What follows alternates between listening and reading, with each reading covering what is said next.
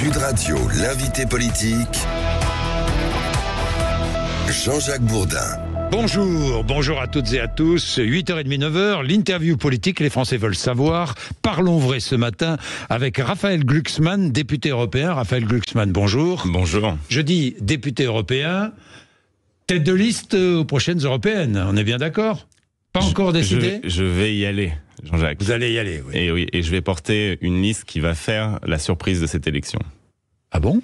Oui. C'est-à-dire que je pense qu'il y a une attente partout en France pour un discours vrai, pour des convictions, pour un projet pour l'Europe, un discours qui assume d'être la vision proprement antagonique à celle des populistes, des nationalistes, quelque chose qui réenchante la démocratie dans notre pays et en Europe. Donc, Parti Socialiste et Place Publique, c'est ça ? C'est pas encore fait, mais nous, avec Place Publique, avec Aurore Lalucq, avec tous nos militants, on est déjà en campagne. Et je vous invite d'ailleurs à venir dans nos salles. Et vous verrez que cette élection passionne déjà les gens. Il y a des centaines de jeunes, des milliers de jeunes partout qui se rassemblent pour défendre leurs convictions, pour défendre leurs principes, pour défendre un projet sur l'Europe, pour répondre à la question posée par cette élection qui est qu'est-ce que nous voulons faire de cette Union européenne dans un moment de crise qui va rendre, à mon avis, ces élections, c'est les élections les plus importantes, les élections européennes les plus importantes qui aient jamais eu lieu. C'est-à-dire qu'on est dans un moment où la décision qu'on doit prendre, c'est est-ce qu'on veut que l'Europe survive ou pas. C'est aussi simple que ça, c'est aussi basique que ça. Où l'Europe, donc, peut mourir, si je vous comprends bien. Aujourd'hui, non seulement l'idée européenne, mais l'Europe telle qu'elle est construite. Au moment où on se parle, on fait face à une guerre sur le continent européen, à l'offensive des régimes autoritaires contre nos démocraties, à une vague nationaliste partout en Europe qui sera extrêmement compliqué à arrêter. On fait face à un péril climatique qui s'affirme de plus en plus et on fait face à un immense doute dans les populations européennes, mais c'est vrai de toutes les démocraties occidentales, sur nos institutions. On n'en peut plus de ce sentiment d'impuissance et de faiblesse des démocraties. Et donc il y a un vrai moment historique de bascule. Je reviendrai, Raphaël Glucksmann, sur... On sort un sondage ce matin avec l'IFOP et Fiducial. Sondage très intéressant sur les intentions de vote aux prochaines élections européennes du 9 juin. Et vous arrivez en 3e position dans ce sondage. Il y a encore une poussée du Rassemblement national. Ensuite, il y a la liste de la majorité présidentielle. Et vous êtes en 3e position. Je vais y revenir. Mais je voudrais regarder l'actualité avec vous. Et ce qui s'est passé en Europe, sommet européen à Bruxelles, les chefs de gouvernement, les chefs d'État sont réunis, accord de l'Union européenne pour ouvrir des négociations d'adhésion de l'Ukraine à l'Union européenne, ainsi que de la Moldavie d'ailleurs. La Hongrie s'est abstenue, Viktor Orban, lors du vote, s'est éclipsé, il a quitté la salle, il est parti, et il a laissé les autres voter, donc la Hongrie s'est abstenue. Attention, accord sur une future adhésion, mais pas accord, parce que là, Orban a dit non, pas accord pour les 50 milliards d'euros d'aide à l'Ukraine. 50 milliards d'euros de l'Union européenne. Il joue un double jeu, là. Mais surtout, il joue avec nous. Il joue avec vous. Il joue avec nous tous. C'est un homme qui représente un pays de 10 millions d'habitants, qui retient en otage l'ensemble du continent européen. Alors, il a lâché du lest sur la décision symbolique qui est fondamentale, qui était extrêmement importante, qui est historique, qui est d'ouvrir les négociations avec l'Ukraine et la Moldavie. Mais derrière, quand il a fallu aller dans le concret, c'est-à-dire l'aide qu'on apporte concrètement à la résistance ukrainienne, il a bloqué. Et c'est un moment décisif dans la guerre en Ukraine, parce qu'en fait, l'aide occidentale, qu'elle soit américaine, on voit que les républicains au Congrès américain bloquent l'aide décidée par Biden, ou européenne, où on voit que Orban bloque l'aide décidée par les 26 autres pays, eh bien, cette aide se tarit.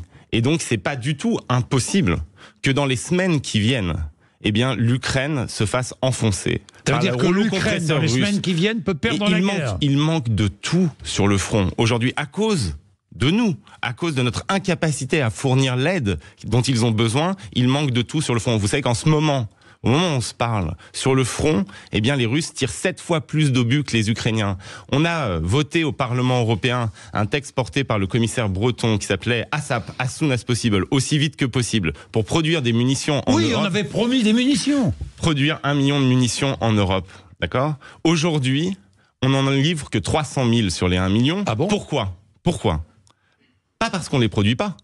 mais parce que les États membres ont refusé que l'Ukraine soit la priorité. Et donc, qu'est-ce qu'on fait ? On produit des obus qu'on vend aux Émirats arabes unis, à l'Arabie saoudite, et pas à la résistance ukrainienne. Et donc, c'est pas simplement le problème d'Orban, c'est aussi le problème de Macron, c'est aussi le problème de Scholz, c'est aussi le problème des dirigeants européens démocrates et bien sous tout rapport, qui ne semblent pas avoir compris à quel point le moment qu'on traverse est décisif. Parce que si l'Ukraine perd, Monsieur Bourdin, si l'Ukraine perd, c'est pas simplement l'Ukraine qui perd. C'est l'ensemble du continent européen. Vladimir Poutine ne va pas s'arrêter aux frontières de l'Ukraine. Il se vit comme étant en guerre contre nos démocraties. Et ce, depuis bien avant le 24 février 2022. Mais Raphaël Glucksmann, ce que vous dites est grave. Ça veut dire qu'on a voté des crédits. L'Union européenne a voté des crédits pour fabriquer des munitions. On fabrique ces munitions qui devaient être destinées à l'Ukraine. Et ces munitions, en grande partie, sont vendues ailleurs. Parce que nous avons des gouvernements... Mais c'est une lâcheté. C'est de la lâcheté ou pas ? C'est de la lâcheté et c'est de l'affairisme. Il y a 1 an et demi, le président Macron a dit « Nous passons en économie de guerre ». Quels sont les contrats à long terme qui ont été signés avec l'industrie de la défense en France ? Quelles sont les orientations qui s'imposent aux industriels ? Aucune. Vous avez aujourd'hui des industriels qui continuent leurs contrats avec des pays qui ne représentent aucun intérêt stratégique pour la sécurité des Européens et qui, du coup, donnent la priorité aux Émirats ou à l'Arabie saoudite, alors même qu'ils sont aidés par des subventions européennes pour pouvoir produire. C'est le business as usual. Et c'est ça le problème depuis le début. Cette guerre, elle aurait pu être finie au moment où on se parle, là, maintenant, si on avait justement rompu avec ce business as usual. Mais le problème de nos dirigeants, c'est qu'ils n'ont pas pris conscience du moment tragique qu'on traverse. Et ils font comme s'il s'agissait juste de solidarité avec l'Ukraine. Mais je veux le répéter aujourd'hui. Si on aide les Ukrainiens, c'est pas parce qu'on aime les Ukrainiens. Bien sûr qu'ils sont héroïques et qu'il faut les aider par solidarité et au nom de nos principes. Mais moi, c'est pas au nom de nos principes que je prône cette aide. C'est au nom de nos intérêts vitaux. J'ai présidé pendant 4 ans au Parlement européen la commission spéciale sur les ingérences étrangères. J'ai analysé, documenté, enquêté sur cette guerre hybride que Vladimir Poutine et son régime mènent contre nos démocraties. Il envoie ses hackers attaquer nos hôpitaux, des hôpitaux français comme celui de Corbeil-Essonnes, pas loin d'ici. Les docteurs français ne peuvent plus avoir accès aux dossiers médicaux des patients français. En pleine pandémie, il envoie ses hackers attaquer l'Agence européenne du médicament au moment où elle doit statuer sur les vaccins.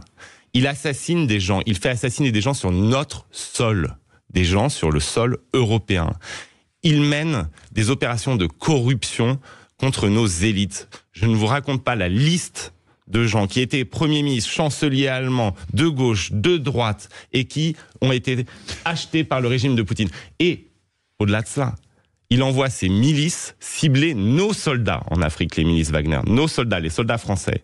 Et donc, son offensive, elle ne vise pas que l'Ukraine, elle vise les démocraties européennes en tant que telles. Et donc, quand on aide les Ukrainiens, on cède soi-même. Chaque euro qu'on investit en Ukraine, c'est un investissement dans notre propre sécurité. Alors, je vais revenir sur Vladimir Poutine. Il y a eu cet épisode hier, classique, même s'il ne l'avait pas organisé l'année dernière, où il fait face pendant 4 heures aux questions des journalistes et aux questions des citoyens russes.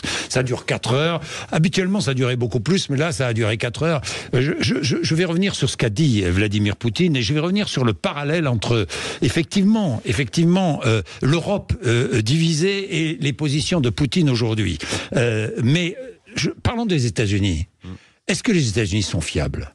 Je vous pose franchement la question. Pourquoi ? Parce qu'on les a vus. Hein, on les voit flancher vis-à-vis de l'Ukraine. On les a vus vis-à-vis des Irakiens. On les a vus vis-à-vis des Afghans. On les a vus vis-à-vis des Kurdes. On les a vus les abandonner. Est-ce qu'ils ne sont pas au début d'un abandon de l'Ukraine ? Je ne sais pas si précisément Biden est au début d'un abandon de l'Ukraine. Je pense que heureusement qu'on a eu un président comme Biden et pas comme Trump, ou même Obama d'ailleurs, au moment de l'invasion de l'Ukraine. Par contre, ce qui est certain, c'est que les Européens se comportent comme des enfants, comme s'ils avaient un papa qui allait les protéger toute leur existence. Ça, c'est fini. Il faut savoir que le tournant des États-Unis en dehors des affaires européennes est profond, et que il n'y a pas que les élections européennes l'année prochaine. C'est pas que le 9 juin, il y a aussi le 5 novembre. Et on va avoir une élection américaine qui peut porter au pouvoir un président des États-Unis qui se soucie comme d'une guigne de la sécurité collective européenne. Donc c'est possible que l'année prochaine, à la fin de l'année prochaine, l'Europe soit seule face à la guerre, seule pour assurer sa sécurité. Est-ce qu'on est prêt ? Non. On n'est pas prêt parce qu'en fait, on a vécu, mais dans le mythe que les États-Unis allaient nous protéger ad vitam aeternam. On n'a pas de capacité de défense collective. Mais c'est ce que dit Vladimir Poutine. Il dit lui-même, c'est ce qu'il a dit dans son discours hier. Il dit, attendez, vous êtes au service des Américains, vous les Européens. C'est ce qu'il a dit. Mais on n'est pas au service des Américains. On est, en fait, dans un mythe qui sont nos protecteurs. Aux Américains. On est, ben mais parce Est-ce qu'on est soumis aux Américains? On est, tant qu'on n'arrivera pas à assurer notre propre défense, tant qu'on ne sera pas capable d'investir dans nos capacités de défense, tant qu'il n'y aura pas une défense européenne autonome, eh bien oui, nous serons des éternels vassaux des États-Unis. Donc maintenant, la question, c'est de devenir des adultes. La question, c'est aussi simple que ça.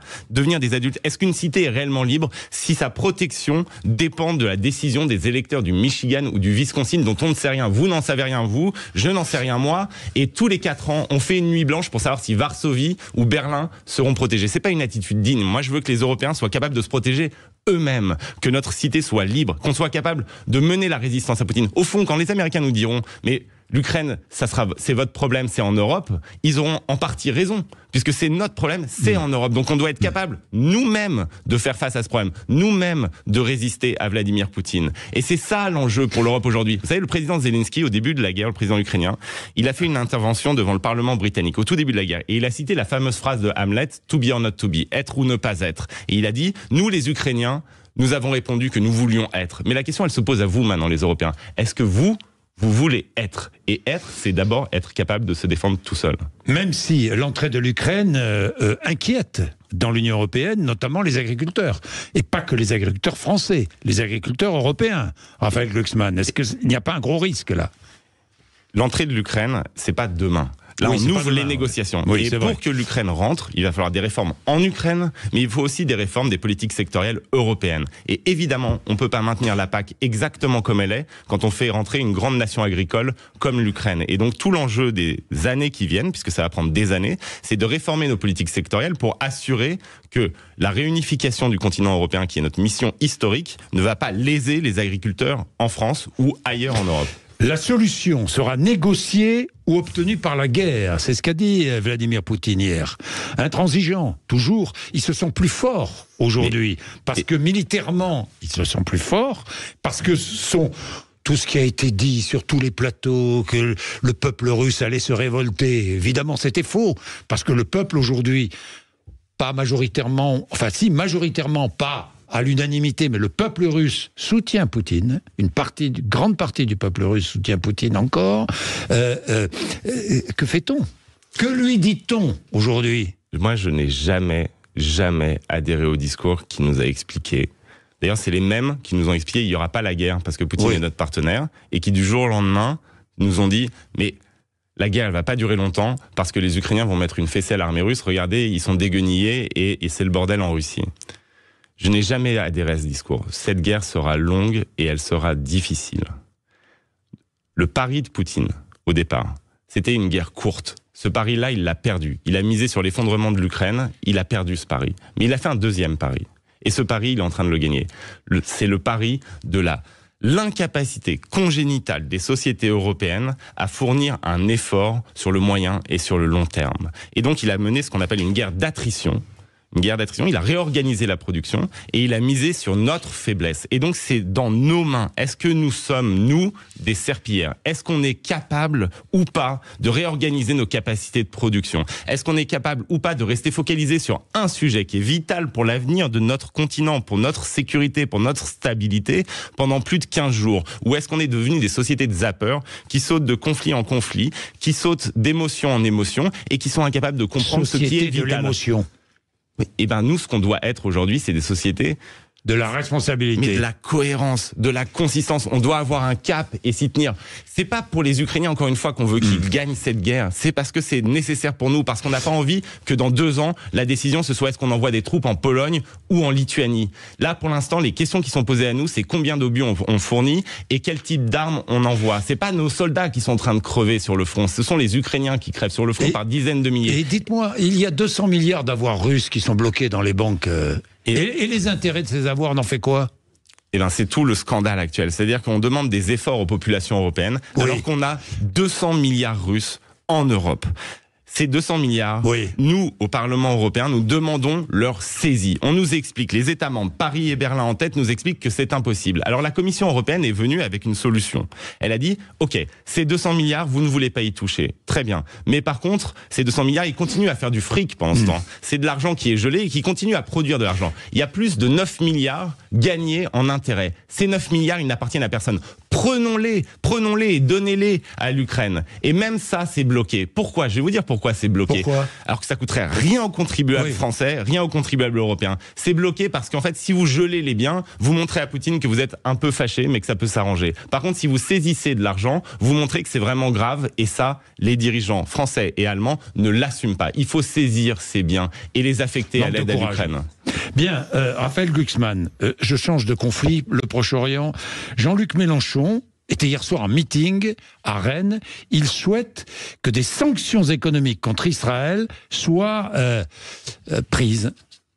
Moi, je commente pas les interventions de Jean-Luc Mélenchon sur le Proche-Orient parce que je commente pas les interventions de gens qui sont incapables d'expliquer que le Hamas est une organisation terroriste qui bégaye au moment de disqualifier les terroristes qui commettent les massacres du 7 octobre. Il est discrédité pour vous ? Oui, son analyse géopolitique est discréditée sur ce conflit, oui, totalement. Je veux dire, si on n'arrive pas à qualifier le Hamas d'organisation terroriste, qui est une organisation terroriste, surtout après les massacres du 7 octobre ? Donc discrédité. Bon. Maintenant, alors, on doit lutter contre le terrorisme. Mais lutter contre le terrorisme, ça ne peut pas être raser Gaza. Lutter contre le terrorisme, ça ne peut pas être l'extension infinie des colonies en Cisjordanie. Lutter contre le terrorisme, ça ne peut pas être ce que fait Netanyahou au moment où on se parle. Donc, avant de parler de sanctions économiques sur Israël, ce qu'il faut déjà, c'est sanctionner, par exemple, ce que on doit faire et ce que la présidente de la Commission européenne a enfin accepté de discuter, c'est-à-dire sanctionner les colons qui, en ce moment en Cisjordanie, sans aucun lien avec la lutte contre le terrorisme, sont en train de persécuter et même de tuer des Palestiniens, d'étendre les colonies et de rendre impossible ce qui est la seule solution. La seule solution, c'est 2 États. Et tant que vous avez l'extension des colonies, c'est impossible de pousser cette solution à 2 États. Et donc, il faut sanctionner ces colons. Est-ce que Benjamin Netanyahou conduit Israël à sa perte ? Benjamin Netanyahou, depuis le début, a tout fait pour empêcher la solution à 2 États. Il a même favorisé la mainmise du Hamas sur Gaza. Il a laissé passer les fonds qataris. Et donc Benjamin Netanyahou, ce ne sera pas la solution. Il n'apportera jamais la paix et la sécurité. Et ce qu'il faut comprendre, c'est que on doit lutter contre les terroristes. Mais pour lutter contre les terroristes, il faut offrir aux Palestiniens une perspective politique qui est celle de la reconnaissance de leur État. Et pour que cette reconnaissance de l'État palestinien arrive, il faut faire en sorte que le Hamas s'effondre. Et ça, les Européens peuvent aider. Très simple. Vous avez des parrains du Hamas, et notamment des amis à nous qui s'appellent les émirs qataris. Eh bien, il faut faire pression sur les parrains du Hamas pour qu'ils cessent de financer et d'équiper des terroristes. Et par ailleurs, il faut faire pression sur le gouvernement israélien pour qu'il arrête cette politique de colonisation qui rend toute solution politique impossible au moment où on se parle. Raphaël Glucksmann, ce sondage, j'y viens donc, IFOP Fiducial en tête, sondage pour les européennes du 9 juin, en tête la liste RN, conduite par Bardella, Jordan Bardella, 30%, deuxième position la liste majorité présidentielle, 18%, vous êtes en troisième position, liste PS Place Publique à 10%, ensuite on trouve les écologistes à 8%, la liste LR à 7,5%, et la liste Marion Maréchal, aussi, la liste LFI à 7%, etc., etc. Ensuite, après les européennes, il va y avoir une recomposition de la gauche. C'est ce que demande Marine Tondelier. Vous avez vu, il faut reconstruire la gauche après les européennes. Que dites-vous ? Vous êtes devant tout le monde. Mais je suis devant tout le monde parce que je suis le seul à répondre à la question posée par l'élection qui est quelle Europe on veut. En France, on a cette tendance à considérer les élections européennes comme une élection intermédiaire. Vous savez que les grandes décisions pour notre avenir... Mais c'est un vaste sondage politique, mais non, c'est beaucoup plus qu'un sondage politique, Jean-Jacques Bourdin. Mais c'est considéré comme ça par les élites françaises et c'est pour ça qu'on perd de l'influence en Europe et c'est pour ça qu'on n'arrive plus à orienter la construction européenne. C'est pour ça qu'on envoie des gens au Parlement européen qui sont d'abord des politiques nationaux. Non, ce qu'il faut, c'est qu'on vote sur l'Europe. Les grandes décisions qui impactent notre quotidien, elles sont prises par le Parlement européen et la Commission européenne. Ces élections, c'est pas un sondage. Ces élections, c'est une question question qui est posée. Quelle Europe on veut? Est-ce qu'on veut l'Europe qui soit un cheval de Troie de la globalisation? Est-ce qu'on veut l'Europe qui fasse la transformation écologique? Ou est-ce qu'on veut l'Europe qui décide de continuer avec l'austérité et le libre-échange? Ça change tout. Si on veut des usines, si on veut des contrats à durée indéterminée, si on veut un investissement dans nos infrastructures, si on veut du train de quotidien, tout ça, ça se prend comme décision à l'échelle européenne. Donc ces élections, si on veut une immigration, une maîtrise de l'immigration, à ça l'échelle se européenne, prend à l'échelle européenne. À l'échelle européenne, oui. Les gens qui prennent leur bateau, ils viennent pas pour aller en Italie ou en Grèce, ils viennent pour aller en Europe. Donc c'est une politique européenne. Et nous, en France, on a toujours tendance à considérer que c'est un sondage. Et ben moi, je vais vous dire, je suis borné, je suis obstiné, je suis studieux, je suis tout ce que vous voulez, peut-être ennuyeux à la mort, mais moi, mon horizon, c'est le 9 juin. Ce que je veux, c'est que ce 9 juin marque qu'il y a en France des humanistes, des gens qui sont épris de solidarité sociale et de transformation écologique et qui sont fondamentalement conscients que tout cela se décide à l'échelle européenne et qu'il faut changer l'Europe pour changer les politiques menées par l'Union européenne et qu'il faut assumer que si nous voulons reprendre le contrôle sur notre destin, si nous voulons arrêter d'être les jouets des multinationales, ça passe par l'affirmation d'une puissance politique européenne, qu'on en a marre de cette faiblesse, qu'on en a marre d'une politique du laisser-faire, laisser-passer et qu'on va reprendre le contrôle de la question européenne. Et c'est à partir de là qu'on construit après une offre politique. Mais d'abord, on montre que notre offre politique, elle fonctionne, qu'il y a une adhésion, pour l'instant, que c'est dynamique. Rien ne fonctionne. Vous allez voir, on en est au début de la campagne et cette campagne, elle va marquer une clarification aussi des lignes à gauche. Est-ce qu'on veut une gauche qui veut sortir de l'Union ou qui veut, je sais pas, s'allier avec des dictatures, ou est-ce qu'on veut une gauche qui assume de faire de l'Europe le nouvel espace politique qui va nous... Mais ça va changer nos vies. Si vous voulez reprendre le contrôle, par exemple, sur les GAFAM, qui contrôlent vos vies, sur Google, Amazon, tous ces géants du numérique. Vous avez besoin de le faire à l'échelle européenne. Si vous voulez de la justice fiscale, vous savez, vous allez au coin de la rue, là. Vous allez au coin de la rue. Vous avez un Starbucks et vous avez un PMU. Ils vendent tous les deux du café. D'accord? Eh bien, le Starbucks, il paye 3 fois moins d'impôts que le PMU. Pourquoi? Parce qu'on n'a pas de politique fiscale européenne. Parce qu'il n'y a aucune cohérence fiscale à l'échelle européenne. Et vous savez pourquoi? Eh bien, parce que, en fait, on vote à l'unanimité. Et donc, il faut changer l'Europe pour qu'on puisse imposer qu'il n'y ait plus de paradis fiscaux en Europe. Parce que c'est l'entrisme américain. Mais parce que surtout, ils payent leurs impôts aux Pays-Bas et que les Pays-Bas, ils n'ont pas les mêmes taxations que les Français. Donc pourquoi est-ce que le pauvre mec qui fait un PMU, il paye 3 fois plus que le géant Starbucks? C'est à ça qu'il faut mettre fin et ça, on ne peut y mettre fin qu'à l'échelle européenne. Ça se décide le 9 juin. Donc c'est pas un sondage, ça. C'est une élection qui va décider de votre avenir. Raphaël Glucksmann, merci d'être venu nous voir ce matin. Vous êtes d'accord ou pas d'accord? Je sais que ça va faire réagir. 0826 300 300. Après les infos de 9h, on en parle.